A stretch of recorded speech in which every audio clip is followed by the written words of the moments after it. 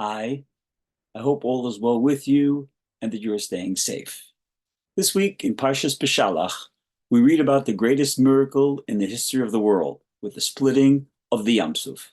Incidentally, a trivia fact that many people are unaware of is that the only Egyptian who was not killed at the Yam Suf was Pharoh. Hashem spared his life so that he would testify of the amazing miracles that Hashem performed for Bnei Israel and the greatness and immense power of their Ribono Shel Olam.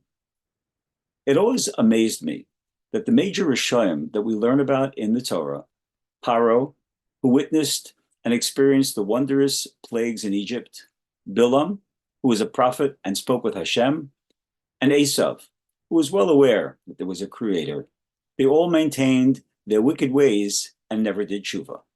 How is it possible? Why didn't they do tshuva? Rabbi Bilam points out that the kings of Mitzrayim were known as Pharoh. If you take the word Pharoh in Hebrew and switch the letters around, you have the word ha'oref, which means neck.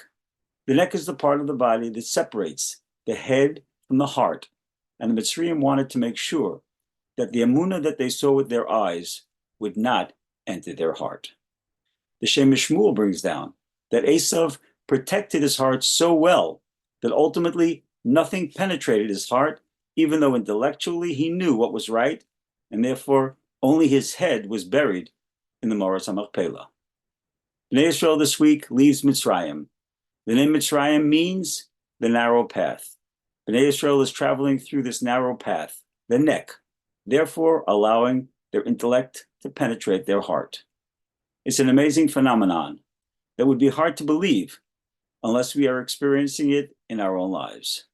We are living in historical times. Unfortunately, just because something is historical doesn't mean that it's good. World War II was historical, but it obviously wasn't good. Hashem is talking to us. Have we forgotten the pandemic of only a few years ago? And I am talking to those of us who fortunately weren't stricken by the virus. Certainly those who did get sick or who sadly lost loved ones. And now with the terrible tragedies and suffering that the October 7th war has brought to Klal Yisrael, if we are still the same individuals as we were, something is tragically wrong. Intellectually, we know what is right and how we should be working on moving in a positive direction. But for some reason, we are complacent and just going with the flow. Change is hard, growth is a challenge, but that's what we're here for. It's called the game of life. I remember a true story that I heard many years ago of a fellow talking to his taxi driver who was telling him that when he was in college, he and some non-religious friends went camping in the desert. And in the middle of the night, one of the boys was attacked by a boa constrictor. It was swallowing him, and whatever his friends tried to do to loosen the grip of the boa wasn't working. At one point, the friends told the victim that there was nothing more that they can do, and it looked like it was the end. One of them told the victim to at least say Shema Yisrael.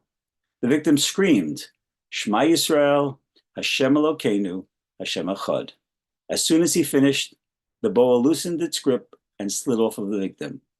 Obviously shaken by this near-death experience, the boy became a Baal Tshuva and is now living in Bnei Brak, married with religious children.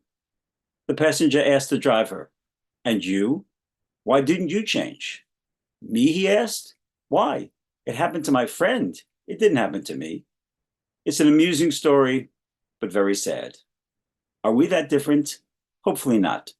Hashem gives us life to accomplish greatness. He even sends us messages to help us keep us on the straight and narrow.